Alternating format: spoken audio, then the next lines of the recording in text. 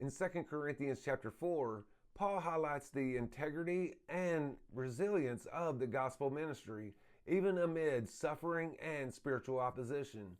Though believers are fragile vessels, they carry the radiant treasure of Christ's gospel, fixing their eyes on eternal glory rather than present affliction.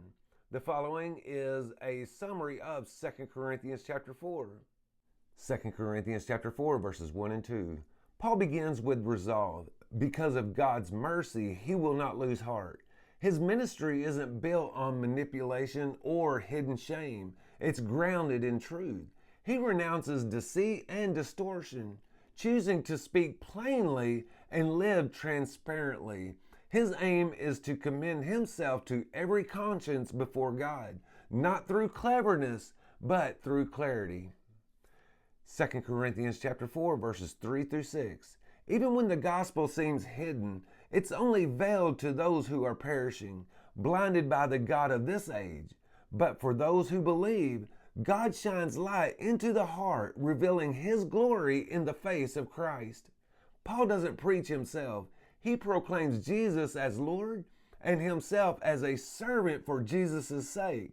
The same God who spoke light into darkness now illuminates hearts with the knowledge of divine glory.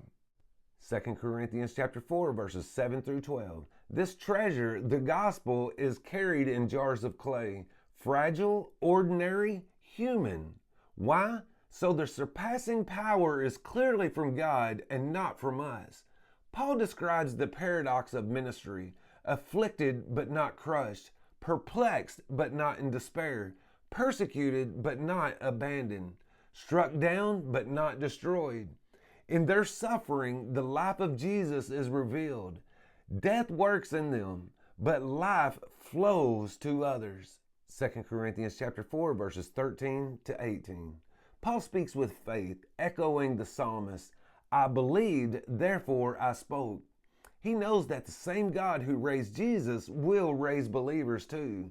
Grace is multiplying, thanksgiving is rising, and glory is building.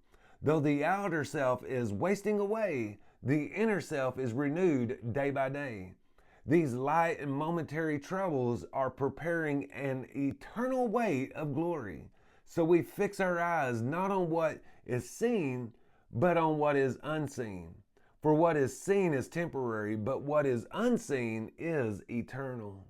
Hey, thank you for listening. Consider liking and following. I upload a chapter summary of the New Testament each weekday. Right now, we are working our way through the book of 2 Corinthians.